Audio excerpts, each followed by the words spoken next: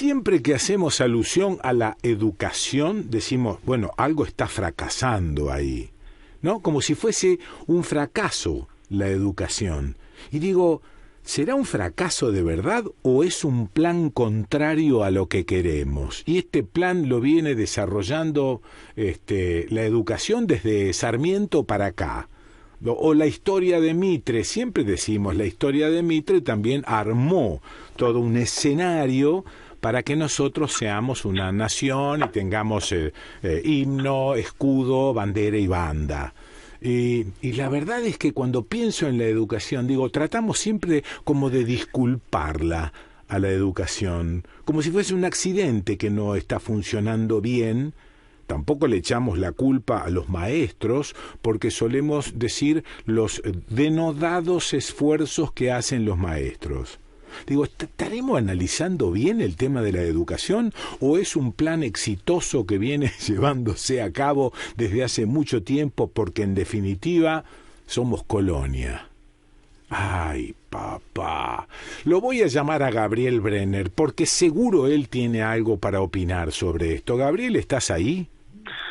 Querido Quique, estoy ahí escuchándote muy atento y pensaba, mientras vos decías lo que contabas o contabas lo que decías, que me interesa hoy, quizás venía con ganas de hablar sobre la educación, no solo la escuela, sino la educación como emancipación. Qué difícil eso, pero ¿qué quería decir más especialmente? Que quería como poder decir algunas cosas respecto de lo que la escuela puede hacer, y no solo la escuela, pero me toca pensar en eso, respecto al enseñar a pensar, que es algo distinto a enseñar a obedecer o enseñar a creer que sé. No, digo, enseñar a pensar. Digo, rapidito, porque siempre me suele pasar con vos que volvemos a esa escuela del pasado, con valoración positiva o negativa, con diferencias en los modos de entenderlo, pero lo concreto, Quique, es que esa escuela, vos hablabas de Sarmiento, bueno, la versión argentina de nuestro sistema educativo moderno, el símbolo de Sarmiento, pero en la escuela que nos formamos del siglo XX, esa que nos atravesó, que nos formateó, es una escuela que tiene más que ver, cuando digo escuela aquí que me refiero al sistema educativo moderno, la escuela es mucho más vieja, tiene que ver con claramente los albores del surgimiento del capitalismo industrial. ¿Qué te quiero decir con eso? No voy a ser pesado, simplemente decir que eran tiempos en los que había una preeminencia del espacio por sobre el tiempo. No es que no importara el tiempo, porque en ese sentido quiero diferenciar el pasado del presente, quiero diferenciar el tiempo de la velocidad. ¿Qué quiero decir? Esos tiempos tenían un lugar importante el espacio, porque el espacio definía, por ejemplo, el poder. El capitalismo industrial tenía que ver con la enorme planta de Henry Ford y sus automóviles, con la enorme planta de George Pullman, nombre por el cual reconocemos a esos enormes vagones de tren. Entonces, esa era la importancia de ocupar un lugar grande, y el capitalismo industrial de Ford, de Pullman y de los Rockefeller. Ahora, lo que comanda hace bastante tiempo tiene más que ver con el tiempo y la velocidad. En todo caso, no importa si Bill Gates está en Nueva Delhi en un tercer piso B contrafrente, tiene el mismo o más poder que aquellos que yo antes mencionaba. Entonces, la escuela nació al calor del capitalismo industrial, de la supremacía del espacio.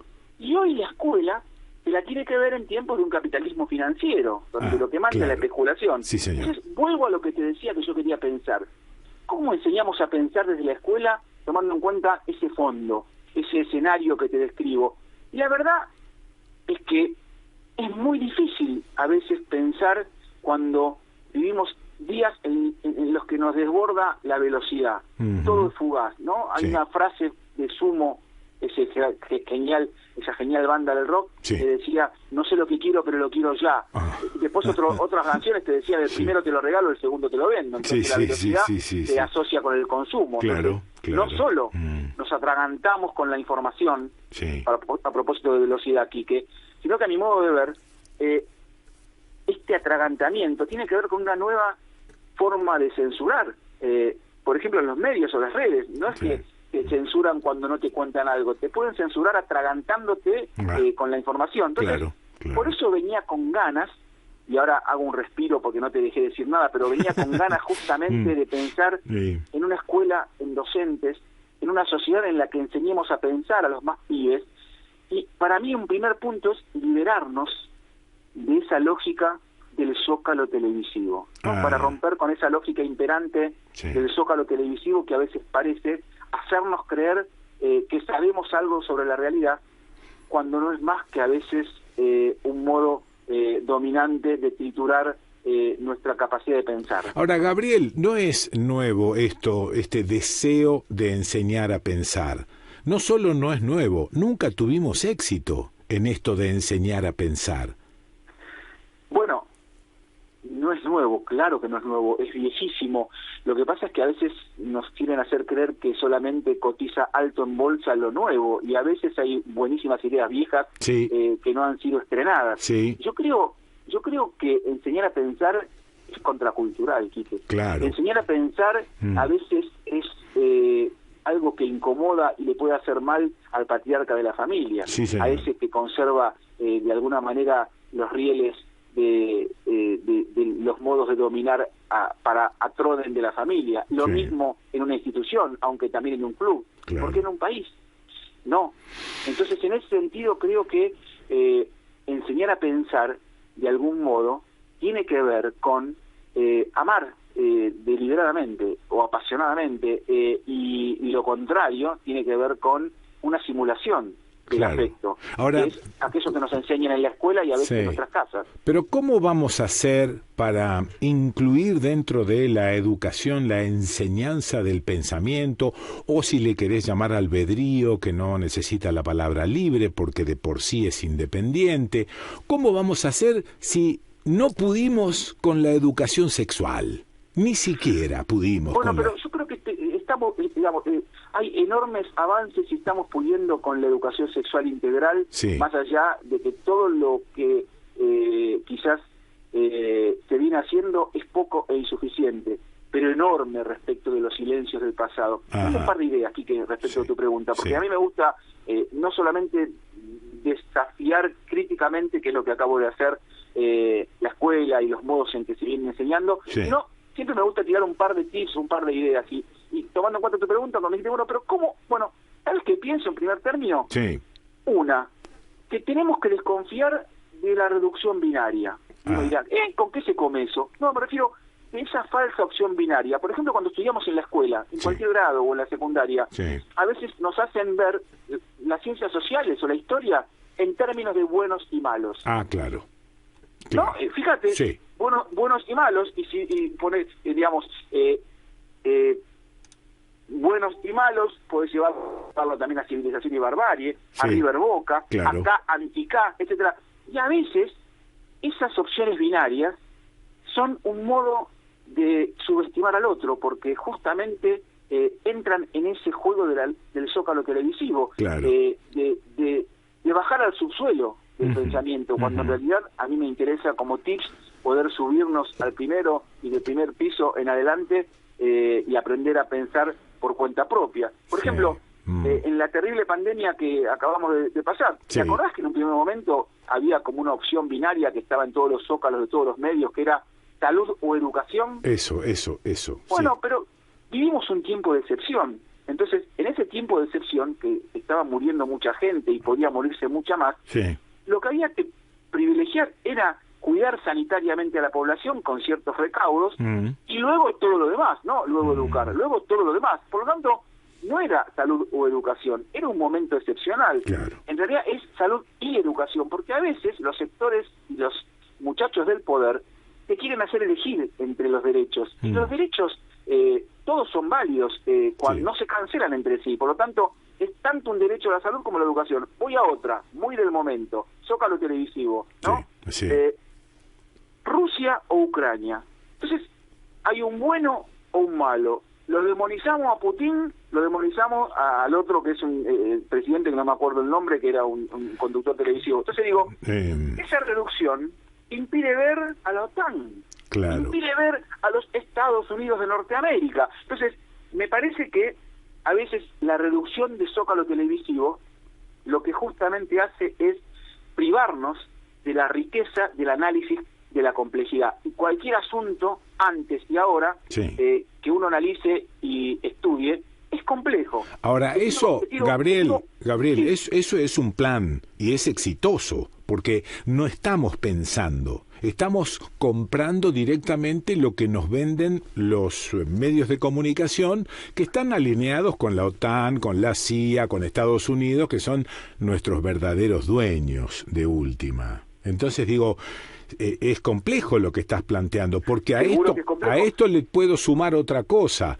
que es la subjetividad del docente. El docente no va a alargar su propia subjetividad para enseñar a pensar libremente. Siempre va a influir en las cabezas de los estudiantes. Bueno, vos acabas de decir algo interesantísimo, Quique, porque justamente es imposible creer en la neutralidad. Claro. Cualquier docente, cuando enseña, por eso es que ahora salen aquellos con la bandera del adoctrinamiento, sí. Aquellos que salen a denunciar el adoctrinamiento, hay que simplemente preguntarles cómo enseñan, o simplemente sacarles una foto, claro. O filmar 2 minutos. Y no es que estoy diciendo que está bien el adoctrinamiento, porque yo no voy a decir, justamente con lo que estoy haciendo ahora, no voy a decir que algo está bien o está mal. Claro. A ver, privémonos de decir bien o mal.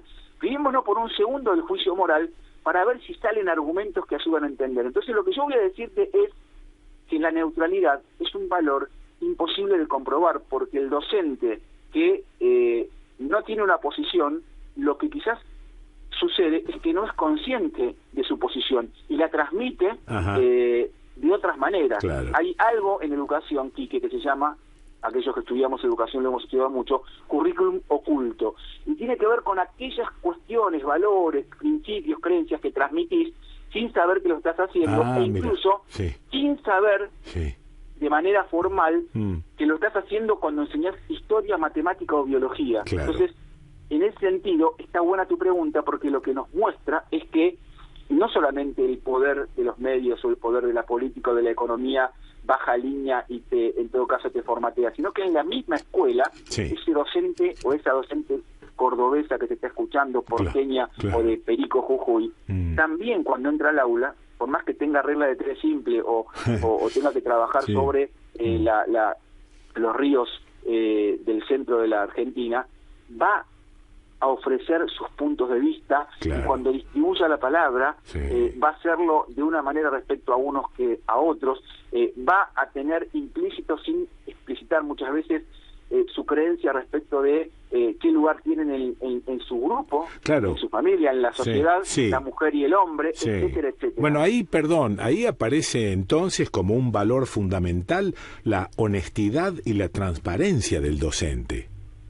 Sí, fundamentalmente el respeto por el incluir siempre todas o la mayor cantidad de opiniones posibles frente a cualquier tema que surja. No está mal como docente dar la propia opinión. Claro. El tema es no creerse dueño de la verdad. No.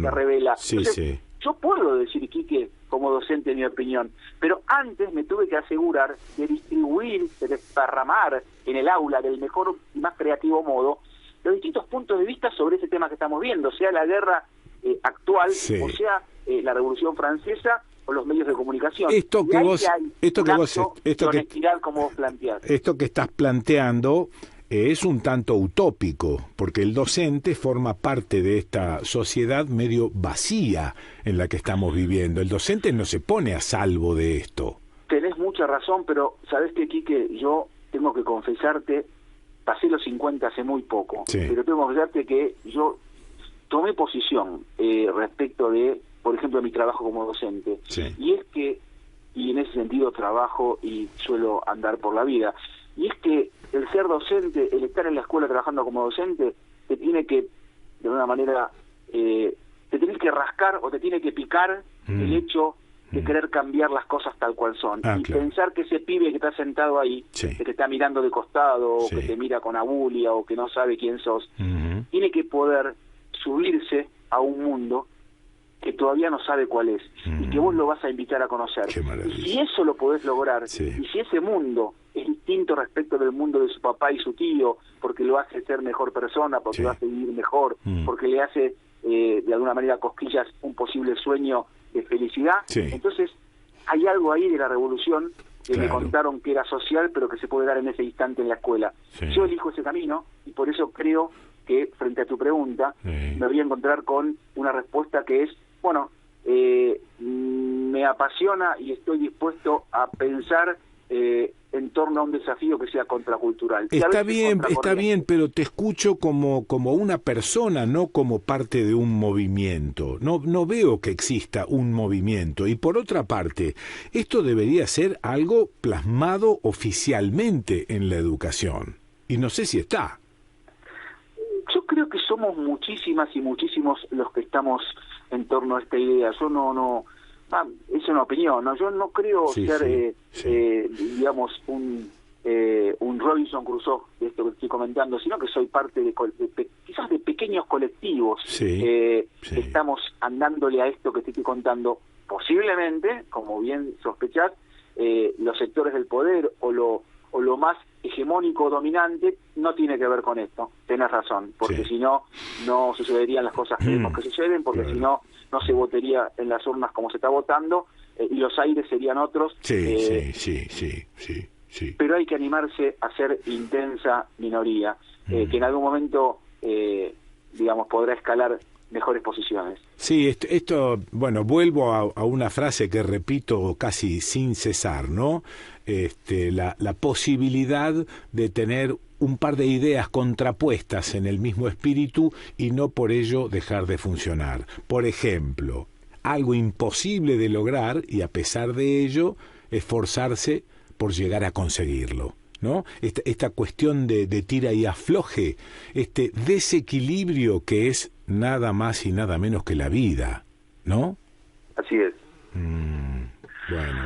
Bueno, no sé, vos me volvés loco. Te traje algunas ideas para pensar, te dije, esto que hablamos por un rato, no sé, yo creo que puede ayudar más a enseñar a pensar que a mantenerse y obedecer. Muy bien, quiero más dudas que me hagan pensar que certezas que me lleven a un camino equivocado. Puede ser. Sí. Dudemos, luego existimos. Ay, me gusta esa.